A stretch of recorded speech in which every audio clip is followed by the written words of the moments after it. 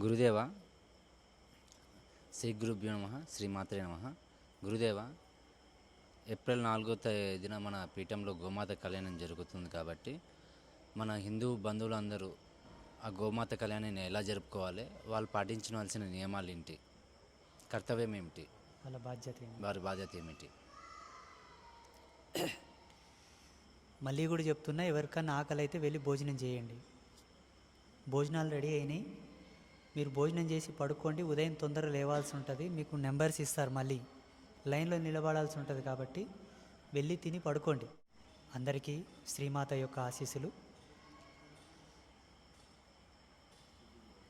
April 4వ తారీఖు జరిగే గోమాత కళ్యాణ మహోత్సవం మనందరి అదృష్టం. గతంలో ఎందరో మహనీయులు వచ్చిపోయారు, ఎందరో వచ్చిపోయారు. వాళ్ళు ఇప్పుడు వర్తమానంలో లేరు. భవిష్యత్తులో ఎవరెవరో రాబోతున్నారు. అందులో మహనీయులు కావచ్చు, ఉత్తములు కావచ్చు, గొప్పవాళ్ళు కావచ్చు, అదములు కావచ్చు, అందరూ వస్తారు. చూసే వాళ్ళది అదృష్టం, చూసే వాళ్ళది భాగ్యం. ఇప్పుడు చూస్తున్న వాళ్ళది మహద్భాగ్యం. ఈ గోమాత కళ్యాణాన్ని సనాతన ధర్మంలో పుట్టిన ప్రతి ఒక్కళ్ళు కూడా తనదిగా మనదిగా భావించాలి. ముఖ్యమైన కర్తవ్యం, లక్షణం ముఖ్యమైనది.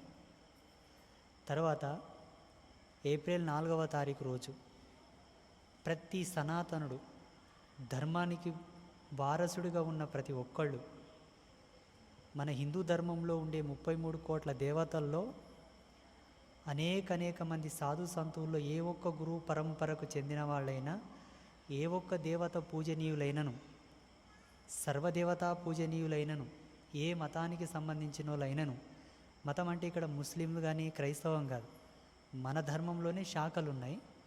ఆ శాఖల్లో ఏ శాఖకు సంబంధించిన వాళ్ళైనను ప్రతి ఒక్కళ్ళు ఏప్రిల్ 4వ తారీఖు రోజు ఉదయ సంధ్యలోనే శిరస్నానం చేసుకొని, ఇల్లంతా శుభ్రపరచుకొని, పండగలు వస్తే, మన ఊళ్ళో ఏదైనా వ్రతాలు వస్తే, నోములు వస్తే ఏ విధంగా అయితే ఇల్లంతా శుభ్రపరచుకొని, ముగ్గులు పెట్టుకొని, పూజా మందిరంలో పూజ చేసుకొని, ఇల్లంతా ఒక పండగ వాతావరణంగా ఎలా ఉంచుకుంటామో అట్లా ప్రతి ఒక్క హిందూ బంధువు ఆ రోజు ఎవరి ఇళ్ళను వాళ్ళు శుభ్రపరచుకొని, ముగ్గులు పెట్టుకొని, ఇంటిల్లిపాది అందరూ కూడా భగవంతునికి పూజ చేసుకొని, కిచెన్లో పాలు పొంగించుకొని, గుమ్మానికి కొబ్బరికాయ కొట్టి, ఇక్కడ జరుగుతున్నటువంటి గోమాత కళ్యాణ మహోత్సవ పుణ్యఫలము మా ఇంటికి ఆవాహనం అవునట్లుగా సంకల్పం చేసుకోవాలి. ప్రతి ఒక్కరూ ఇప్పుడు గోవు సర్వమతాలకు, అన్ని ధర్మాలకు, అందరికీ తల్లి. ఇటు వైష్ణవులు, అటు శైవులు, ఈ శాక్తేయులు, గాణపత్యులు, సౌరులు, అటు జైనులు, ఇటు బౌద్ధులు, ఎవరైనా సనాతన ధర్మంలో పుట్టినటువంటి అనేక సాంప్రదాయాలకు గోవు తల్లి. ఈ తల్లికి జరిగేటటువంటి ఈ కళ్యాణ తంతును మనదిగా భావించి ఆ పుణ్యఫలం మన ఇంటికి వచ్చేటట్టుగా ఆవాహన చేయాలి. పూజా మందిరంలో దీపం వెలిగించి, అమ్మ విశ్వమాత, అంబాత్రయ క్షేత్రమునందు జరిగేటటువంటి గోమాత కళ్యాణ మహోత్సవ పుణ్యఫలము, ఆ సిద్ధి, ఆ పుణ్యసిద్ధి మా ఇంటికి వచ్చి మా ఇంటిల్లిపాదిని అష్టైశ్వర్యములతో దీవించుగాక అని ఆవాహన చేసుకోవాలి 3 సార్లు. ప్రతి ఒక్కరిది ఆచరించాలి. దీనితో పాటు ఆ రోజు ఏప్రిల్ 4వ తారీఖు రోజు జరిగే కళ్యాణ ఘట్టమునకు, కళ్యాణ మహాయజ్ఞమునకు రాగలిగిన ప్రతి ఒక్కరూ రావాలి. కర్మదొలగనికే కాశీ కోతాం, పుణ్యం రానికే చార్ధాం యాత్రలు పోతాం.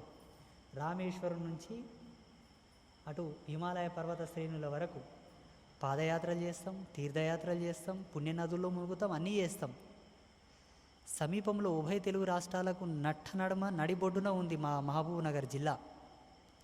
అటు శ్రీకాకుళం, విజయనగరము కాస్త దూరం అయిపోతుంది, కానీ ఉభయలోకి అందరికి మధ్యలోనే ఉంది. ఇటు కర్ణాటక ప్రాంతాల్లో చూసుకున్న మధ్యలోనే వస్తుంది. తప్పకుండా భగవంతుడు శరీరంలో శక్తి ఉంచాడు, కాళ్ళలో పట్టు ఉంచాడు, బుద్ధి పనిచేస్తుంది, అన్నీ బాగున్నాయి అనుకున్న వాళ్ళు తప్పకుండా కళ్యాణానికి రావాలి, పుణ్యం గడించుకోవాలి. వచ్చే సంవత్సరం ఇలాగే ఆయురారోగ్యాలతో ఉంటామన్న గ్యారంటీ లేదు. సరే, ఆ తర్వాత విషయం. కానీ రాగలుగుతామనుకున్న వాళ్ళు రండి, రాగల యోగ్యత ఉన్న వాళ్ళు కూడా రండి. ఏ ఒక్కరు కూడా మిస్ కావద్దు. ఏప్రిల్ 4వ తారీఖు జరిగేటటువంటి గోమాత కళ్యాణ మహోత్సవము కన్నా వారము ముందు లేదా 5 రోజుల ముందు, కనీసంలో కనీసం తక్కువలో తక్కువ 3 రోజుల ముందు ప్రతి ఒక్క హిందువు, ప్రతి ఒక్క ఇంటి నుంచి ప్రతి ఒక్కరు వారి గ్రామాల్లో ఈ గోమాత కళ్యాణ మహోత్సవాన్ని పురస్కరించుకొని బ్యానర్లు కట్టాలి, ఫ్లెక్సీలు కట్టాలి. కట్టకపోతే ప్రకృతి మాత ఏడుస్తుంది. తస్మాత్ జాగ్రత్త. ఎందుకోసమంటే ఈ గోమాత కళ్యాణము కోటి మహాయజ్ఞములతో సమానం. దీని మహిమ మహత్తు తెలిసే వాళ్ళకి తెలుస్తుంది. ఎవరో ఒక రాజకీయ నాయకుడు సమీప గ్రామానికి వస్తున్నాడంటే నిలువెత్తు బ్యానర్లు కడతాం. ఒక సినీ స్టార్ వస్తున్నాడు, ఒక మన ఫేమస్ మన అభిమాని ఒక హీరో వస్తున్నాడంటే కూడా బ్యానర్లు కడతాం. ఒక సినిమా రిలీజ్ అవుతుందంటే ఆ హీరోకు సంబంధించిన బ్యానర్లు కడతాం. కట్టమా? ఒక వెంచర్ని ఓపెన్ చేస్తున్నాం, ఒక రియల్ ఎస్టేట్కి సంబంధించిన వెంచర్ ఓపెన్ చేస్తున్నామంటే ఆ వెంచర్కి సంబంధించినటువంటి వాళ్ళందరూ కూడా ఒక బ్యానర్ వేసుకొని ఆ వెంచర్ని ఆవిష్కృతం చేస్తున్నట్టు రిలీజ్ చేస్తామా? అలా మనిషి తన బంధాలను వ్యక్తం చేసుకోవడానికి బ్యానర్లు కడుతున్నప్పుడు, తన హోదాని నిరూపించుకోవడానికి బ్యానర్లు కడుతున్నప్పుడు, తన యొక్క వ్యక్తిత్వ వికాసానికి సంబంధించినటువంటి అభివృద్ధిని తెలియపరచడానికి బ్యానర్లు కడుతున్నప్పుడు, గోమాత యొక్క కళ్యాణ మహోత్సవ బ్యానర్లు కట్టడంలో ఎంత ఆశ్చర్యం ఉంటుంది, ఎంత మహత్తు ఉంటుంది, ఎంత గొప్పతనం ఉంటుంది. ఇక్కడనే మన భక్తి నిరూపణ అవుతుంది చూడండి. బాగా గుర్తుపెట్టుకోండి. మనసున్న మనిషి, కళ్ళున్న మనిషి గుర్తించలేకపోయినా ప్రకృతి గుర్తిస్తుంది మీ యొక్క చిత్తశుద్ధిని, మీ స్వామి భక్తిని. ఎవరో అంబాత్రయ క్షేత్రంలో ఒక సన్యాసి చేస్తున్నాడు, ఓ పెద్ద పిచ్చోడు, ఓడో పెద్ద పనికిరానోడు అనుకుంటే అది మీ విఘ్నత. నేను చేస్తుంది నా కడుపులో పుట్టిన పిల్లల్ని కాదు కదా, నా కడుపులో పుట్టిన పిల్ల పెళ్ళి చేస్తలేదు కదా నేను. విశ్వజనీతమై దేవ ప్రతిపాదితమైనటువంటి విశ్వమాత హరిహర బ్రహ్మలే కొనియాడిన తల్లిని, హరిహర బ్రహ్మలే విశ్వమాతతో పోల్చారు.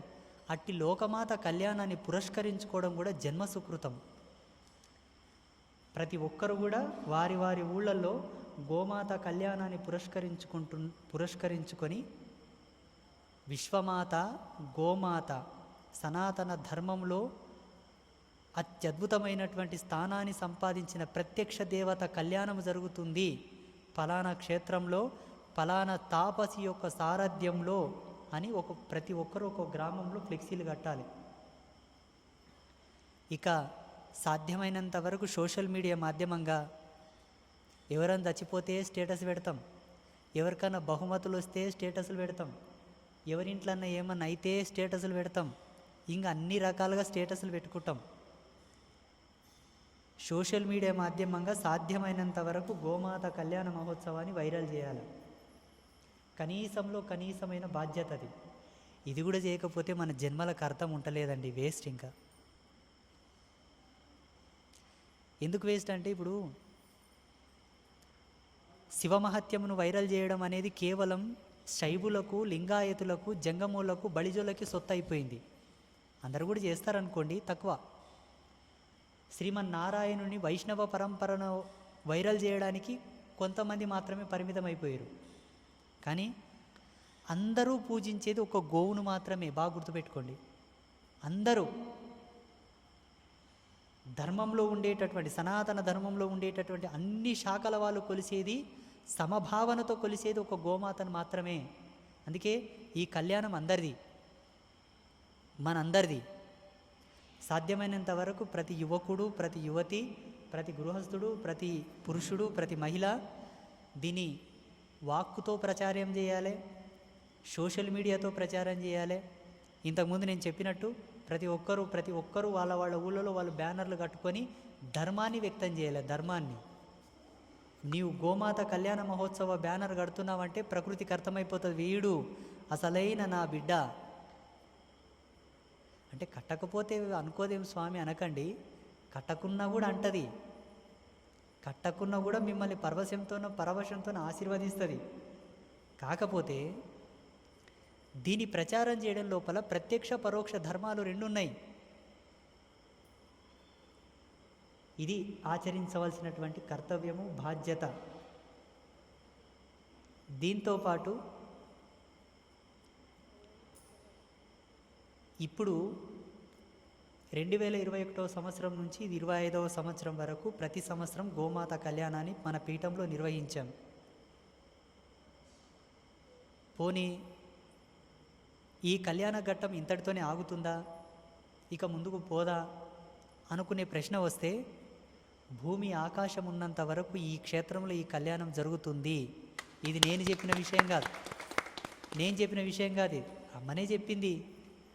అమ్మనే దీనికి కర్త, కర్మ, క్రియ అంతా. ఇప్పుడు ఆ తల్లి శబ్దార్థాలను, భావార్థాలను, ఆ తల్లి యొక్క వాక్కును విని తట్టుకునే శక్తి మనలో లేదు కాబట్టి నన్ను ఒక దూతగా నియమించి నా చేత చెప్పిస్తుంది అంతే. ఇప్పుడు ఆ వీడియో రికార్డ్ కావడానికి ఒక ఫోన్ అనే పరికరం ఎలా ఉందో, దానికి ఒక కనెక్టర్ పెట్టి ఈ వాయిస్ని కనెక్ట్ చేసుకోవడానికి ఒక మైక్ ఎట్లా ఫిట్ చేశామో, నన్ను ఒక పరికరం కింద వాడుతుంది అమ్మవారు.